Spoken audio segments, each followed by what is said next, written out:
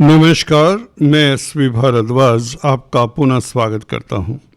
दोस्तों, आज हम मकर राशि तथा मकर लग्न के लिए साप्ताहिक राशिफल में 5 तारीख से 12 मार्च तक की बात करेंगे। दोस्तों, ग्रहों की स्थिति आप लोगों के समक्ष है। चंद्रमा के गोचर के हिसाब से ये राशिफल होता है, जिसमें ग्रहों नक्षत्रों का प्रभाव समाहित करके आपके लिए हम कंप्लीट विश्लेषण प्रस्तुत करते हैं। अंत में शुभ रंग, शुभ अंक, जेम स्टोन्स और उपायों की बात भी करेंगे, जिसे देखना सुनना मत भूलें। दोस्तों, चंद्रमा मन का कारक होता है। इसका प्रभाव हमारी जिंदगी के ऊपर काफ़ी गहरा होता है। यही मन हमें कई तरह की सुखद स्थितियों में ले जाता है और यही मन हमें बहकाकर दुखी भी करता है। यही मन हमें आशावादी बनाता है और यही मन हमें निराशावादी बनाता है। आपको इस मन की गति को पकड़ना आना चाहिए और जितना स्थिर रह सकें रहने की आदत डालनी चाहिए। इसीलिए मैं अक्सर कहा करता हूं अपने वीडियोस में, योगा मेडिटेशंस का सहारा लेना भी अच्छा एक उपाय हो सकता है मन के प्रभाव को संतुलित करने के लिए। दोस्तों, चंद्रमा की बात करें, कल 5 तारीख को भाग्य स्थान में होगा, जैसा कि आप देख रहे हैं कन्या राशि में होगा।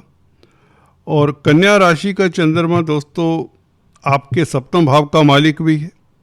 सप्तम भाव का मालिक भाग्य स्थान में बैठे तो केंद्र त्रिकोण राजयोग तो बना ही देता है ये चंद्रमा।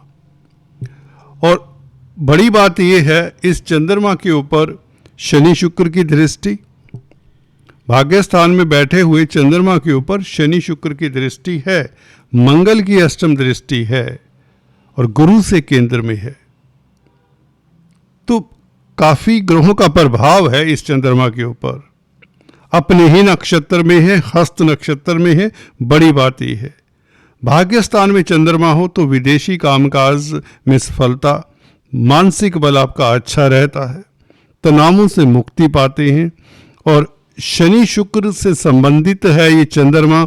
शनि शुक्र दोनों आपके बेनिफिक शुभ प्लैनेट हैं। आपकी कुंडली में शनि जहाँ पर पहले भाव के मालिक हैं, शुक्र योग कारक है, पंचमेश और दशमेश हैं, और चंद्रमा तो सप्तमेश है।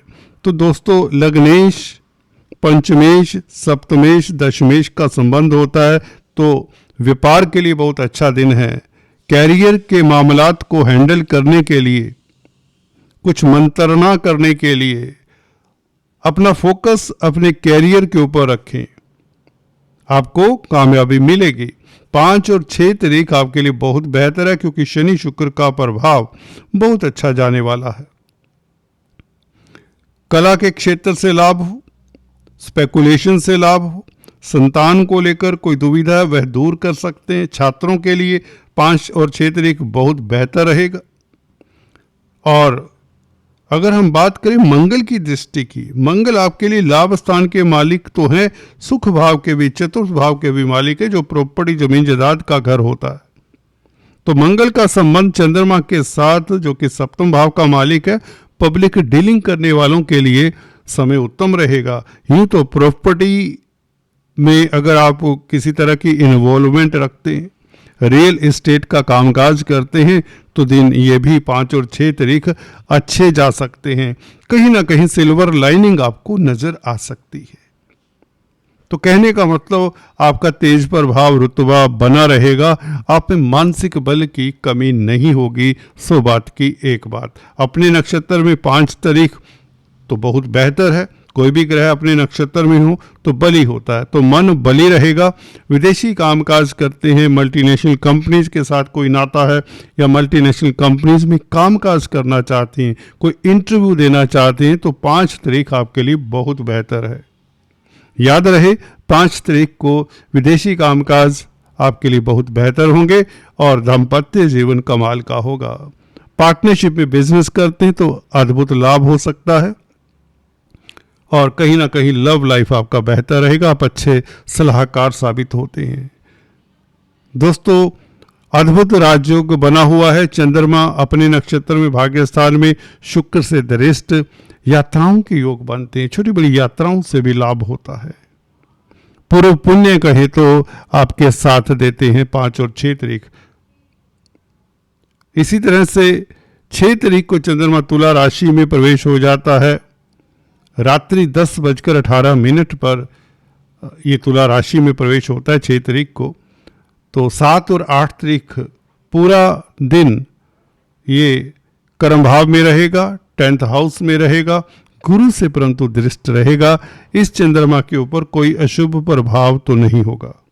अच्छी बात है दोस्तों, चंद्रमा सप्तम भाव का मालिक कैरियर के भाव में, प्रतिष्ठा स्टेटस के भाव में और अच्छी स्थिति में हो, केंद्र में हो, सप्तमेश होकर गुरु से दृष्ट हो, गुरु की दृष्टि शुभ होती है, तो कहीं ना कहीं आप अच्छे काउंसलर, कंसल्टेंट साबित होते हैं। धर्म कर्म से लाभ होता है, योगा मेडिटेशन से लाभ होता है। अगर हम देखें 7 तारीख स्वाति नक्षत्र में, राहु के नक्षत्र में, artificial intelligence, internet, online business से या फार्मेसी के क्षेत्र में, ड्रग्स के क्षेत्र में अगर आप कामकाज करते हैं, इलेक्ट्रिकल गुड्स से संबंधित कामकाज है, तो 7 तारीख आपके लिए बहुत बेहतर रहने वाला है और आपकी प्रतिष्ठा वैसे भी बढ़ेगी। चंद्रमा सप्तम स्थान का मालिक जो कि पब्लिक का घर भी होता है, 10th हाउस में बैठे, तो पब्लिक डीलिंग करने वालों के लिए समय बहुत उत्तम रहेगा। पब्लिक से आमदन बढ़ती है, पब्लिक में आपकी प्रतिष्ठा बढ़ती है, पब्लिक में जाने से आपका कॉन्फिडेंस बेहतर होता है। और अगर आप ट्रेडिंग करते हैं, रोजमर्रा की आमदन भी बढ़ती है, भागीदारी में आपको सफलता मिल जाती है। भागीदारी में अगर कोई अवरोध चल रहे हैं तो वह दूर करने के लिए 7 तारीख बेहतर ही कहा जा सकता है। हालांकि 8 तारीख ज़्यादा बेहतर है अदालती मसलों को डील करने के लिए। अगर किसी तरह का कोर्ट कचहरी का मसला है तो ये 8 तारीख बेहतर है, क्योंकि विशाखा नक्षत्र में है, गुरु से प्रभावित है, गुरु से दृष्ट है। खर्चे को लेकर कोई परेशानी है तो अंत में मैं उपाय भी बताता हूं, उसे जरूर सुनिए और उसे करिए भी। कर्जे को लेकर कोई सोल्यूशन आपको मिल सकता है 8 तारीख को, एवं 7 तारीख भी कुछ यही इशारा करती है, परंतु 8 तारीख राजयोग कारक है। चंद्रमा विशाखा नक्षत्र में, गुरु के नक्षत्र में और तुला राशि में, सप्तम भाव का मालिक, तो व्यापार के लिए अच्छा है। और खासकर बैंकिंग प्रणाली में कामकाज करते हो या बैंकों से कोई डील करना चाहते हैं, किसी तरह का कोई डिस्प्यूट है उसका सॉल्यूशन चाहते हैं, तो 8 तारीख आपके लिए बेहतर रहेगा, आपकी सुनवाई होगी। अगर आप वकील हैं, जजेस हैं, तो भी 7 और 8 तारीख आपके लिए बेहतर है। आपका कॉन्फिडेंस बढ़ेगा, समाज में तेज प्रभाव आपका स्थापित होगा। ये दिन वो होते हैं दोस्तों, अपने ऑफिशियल लाइफ में, अपने कामकाज के क्षेत्र में आपको अगर अपनी प्रतिष्ठा को लेकर ज़्यादा चिंता रहती है, कहीं ना कहीं कोई दाग लग गया है आपकी छवि को, तो उसको धोने के लिए या अपनी प्रतिष्ठा को बहाल करने के लिए ये 7 और 8 तारीख बहुत बेहतर है।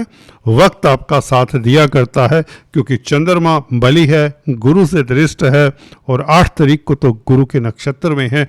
गुरु चंद्र अति मित्र होते हैं और ये शुभ समय आपके लिए 7 और 8 तारीख को है, जिसमें कहीं ना कहीं व्यापार के लिए भी समय अच्छा है, रोजमर्रा की आमदन बढ़ती है। 9-10 तारीख को वृश्चिक राशि का चंद्रमा, 9 तारीख को तो कमाल होता है दोस्तों। वो इसलिए क्योंकि शनि के नक्षत्र में 11वें भाव में चंद्रमा हो तो बहुत अच्छा फल देता है। 11वां भाव दोस्तों आपको बता दें शनि का होता है। हालांकि गुरु का भी आधिपत्य 11वें भाव के ऊपर माना गया, गुरु भी 11वें भाव के कारक माने जाते हैं, लाभ के कारक। तो शनि के भाव में चंद्रमा दोस्तों 9 तारीख को अनुराधा नक्षत्र में, शनि के नक्षत्र में, तो अगर आप शनि से संबंधित कामकाज कर रहे हैं, कंस्ट्रक्शन का कामकाज है, लोहा, कोयला, पेट्रोलियम, धातुओं से संबंधित कामकाज करते हैं, ट्रांसपोर्टर हैं, या कोई ऐसा कामकाज करते हैं जिसमें प्रॉपर्टी का लेन देन होता है, या इवन फाइनेंस का, पैसे का लेन देन का कार्य है, तो बहुत उत्तम समय रहेगा। अगर छात्र हैं, कंपटीशन स्पर्धाओं में भी आपको सफलता मिलती है, क्योंकि सप्तम भाव का मालिक 11वें भाव में बैठे तो कैरियर के लिए भी अच्छा होता है। खासकर अगर आप भागीदारी में कामकाज करते हैं उसमें आपको सफलता मिलती है और सुखद परिणाम आपको देखने को मिलते हैं। और स्पेकुलेशन से आपको शेयर स्टॉक मार्केट से खास लाभ होगा 9 तारीख को 9 तारीख को, जी हाँ 10 तारीख को ज्येष्ठा नक्षत्र में, बुध के नक्षत्र में, बुध आपका सेकंड हाउस में बैठा हुआ है, धन भाव में, भाग्य स्थान का मालिक। दोस्तों बुध के नक्षत्र में चंद्रमा हो, 11वें भाव में हो तो भाग्य के कारण लाभ होता है। विदेशों से लाभ होता है, मल्टीनेशनल कंपनी से लाभ होता है और आपकी कॉन्फिडेंस की स्थिति अच्छी रहती है। पब्लिक डीलिंग करने वालों के लिए समय उत्तम रहेगा, लाभकारी रहेगा, मित्रों का साथ मिलेगा, योजनाओं को आप अच्छी प्लानिंग से आगे लेकर जा सकते हैं। बुध के नक्षत्र में चंद्रमा जब भी होता है और इस तरह की स्थिति में हो तो निश्चित तौर से आपका बौद्धिक बल काम करता है, या यूं कहें आपकी प्लानिंग अच्छी रहती है। आप एनालिटिकल कार्य जो करते हैं, कोई कैलकुलेशंस का कामकाज करना चाहते हैं, कोई मेथोडिकल वर्क है, कोई अकाउंटिंग का कामकाज है, उसमें आपको सफलता मिलती है और आमदन का ग्राफ बढ़ता है। बेसिकली 11वें भाव में सप्तम भाव का मालिक बैठे तो व्यापार से आमदन होती है, इवन स्पाउस की तरक्की के योग बनते हैं। हालांकि आप कहेंगे चंद्रमा यहाँ पर डेबिलिटेटेड है, परंतु 11वें भाव में कोई भी ग्रह हो राजयोग कारक हो जाता है, कोई ऐसी दिक्कत नहीं। फिर भी अगर आपको किसी तरह की प्रॉब्लम होती है, चंद्रमा जब यहाँ पर 11वें भाव में होता है तो आपको शिव की उपासना करनी चाहिए। दोस्तों 11-12 तारीख को चंद्रमा शनि से दृष्ट रहेगा, गुरु से दृष्ट रहेगा, ये अच्छी बात है। हालांकि केतु की भी दृष्टि रहेगी, परंतु गुरु की दृष्टि, गुरु अपने भाव को देखे, चंद्रमा को देखे, ये अद्भुत राजयोग हो जाता है। धर्म कर्म के कामों से आपको लाभ होता है, योगा मेडिटेशन से लाभ होता है, विदेशों से लाभ होता है, मल्टीनेशनल कंपनी से लाभ होता है, एक्सपोर्ट इंपोर्ट के कार्यों से आपको लाभ होता है। शनि के साथ संबंध है। शनि दोस्तों आपके लगन के मालिक हैं और धन भाव के मालिक हैं। परिवार के साथ आपका क्वालिटी टाइम बीतेगा। हालांकि जब चंद्रमा 12वें भाव में होता है, मैं अक्सर बताता आया हूं कि आप आइसोलेशन में समय बिताना पसंद करते हैं, अच्छी बात है। इंट्रोस्पेक्शन के लिए, एनालिसिस के लिए, आत्म अवलोकन के लिए दिन बहुत उत्तम हुआ करते हैं। तो 11-12 तारीख अपनी हॉबीज़ के साथ समय जरूर बिताएं। अगर आपको म्यूजिक का शौक़ है, लिखने का शौक़ है, मूवीज़ देखने का शौक़ है, पेंटिंग का शौक़ है, कोई भी कला से संबंधित अगर आपको शौक़ हैं, या कहने का मतलब अपनी हॉबीज़ के साथ समय बिताएं, दिन अच्छे हैं और अपने आप को रेस्ट दें। गुरु से क्योंकि दृष्ट है तो आपका मन हल्का फुल्का रहेगा, तनावों से मुक्त रहेंगे। कर्जे को लेकर कोई प्रॉब्लम है उसका सॉल्यूशन मिल जाता है, दोस्त मित्रों का साथ मिलेगा और कहीं ना कहीं समाज में आपकी प्रतिष्ठा भी बढ़ती है, क्योंकि शनि का प्रभाव भी है इस गुरु चंद्र के ऊपर, खासकर चंद्रमा के ऊपर जो गुरु से प्रभावित है। तो कुल मिलाकर ये 11-12 तारीख आपके लिए निवेश के लिए अच्छी कही जा सकती है। बैंकिंग प्रणाली में डील करना चाहते हैं, बैंकिंग प्रणाली में किसी तरह की दुविधा है, उसका सॉल्यूशन चाहते हैं तो 11-12 तारीख समय निकालें। अगर बैंक्स में ही कामकाज करते हैं तो दिन उत्तम रहेगा, बॉस आपके कार्यों की सराहना करेगा और स्पीच आपकी प्रभावशाली रहेगी, वाणी आपकी प्रभावशाली रहेगी, क्योंकि गुरु भी आपको अच्छा वक्ता प्रवक्ता बनाते हैं। शनि द्वितीयेश हैं, चंद्रमा को देख रहे हैं तो शनि भी आपको अच्छा ओरेटर बनाते हैं। तो पब्लिक संबंधित कामकाज, धार्मिक कृत्यों से संबंधित कामकाज भी आपके लिए बेहतर रहेंगे। ये था चंद्रमा का गोचर। चलते चलते लक्की नंबर, लक्की कलर, जेमस्टोन्स और ख़ास उपाय आपको बताने जा रहा हूँ। अगर आप कर्जे से त्रस्त हैं तो ज़रूर सुनिए। दोस्तों लक्की नंबर की बात करें तो आपके लिए लक्की नंबर रहेगा 6। जी हाँ दोस्तों, 6, 15, 24। लक्की कलर रहेगा आपका स्काई ब्लू। जेमस्टोन्स की बात करें हम अक्सर बताते आए हैं, अगर आप पहली बार आए हैं तो आपसे निवेदन भी है कृपया सब्सक्राइब कर लें, बाद में आप कई बार भूल जाते हैं। अगर आप काफ़ी समय से हमारे चैनल को देख रहे हैं परंतु अभी तक सब्सक्राइब नहीं किया, आपसे भी निवेदन है, मैं एसवी भारद्वाज आपसे निवेदन कर रहा हूं, कृपया इस चैनल को सब्सक्राइब करें और बेल आइकन दबा दें, यही आपसे गुजारिश है। दोस्तों, आपके लिए जेमस्टोन्स नीलम बनता है, परंतु नीलम काफ़ी महंगा होता है, इसके लिए नीली आप ट्राई कर सकते हैं। पहले नीलम ट्राई करने से पहले आपको एक्सपर्ट एडवाइस ले लेनी चाहिए।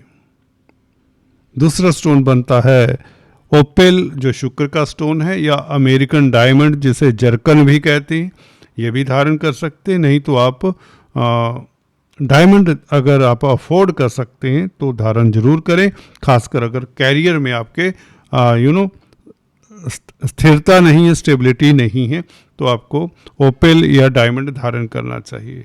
अगर शुक्र केतु के साथ है, मंगल के साथ है, शनि राहु के साथ है, तो आपको डायमंड धारण नहीं करना चाहिए। तो शुक्रवार के दिन आपको आटा, चावल, चीनी, मिश्री, सेंट, छोटी इलायची का मंदिर में दान करना चाहिए। खट्टे मीठे फलों को छोटी कन्याओं को खिलाना चाहिए बुधवार के दिन।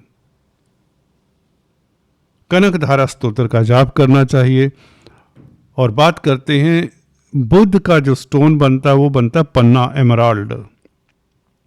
बुध आपका अगर गुरु के साथ है कुंडली में, या 9th हाउस में या 12th हाउस में है, तो आपको भूल कर भी पन्ना धारण नहीं करना चाहिए कालपुरुष की कुंडली में, क्योंकि यहाँ पर धनु और मीन राशियाँ आती हैं 9th और 12th हाउस में, तो गुरु की राशि, गुरु के बुध मित्र नहीं होते। यहाँ पर पन्ना आपको सूट नहीं करेगा, नुकसान कर देगा।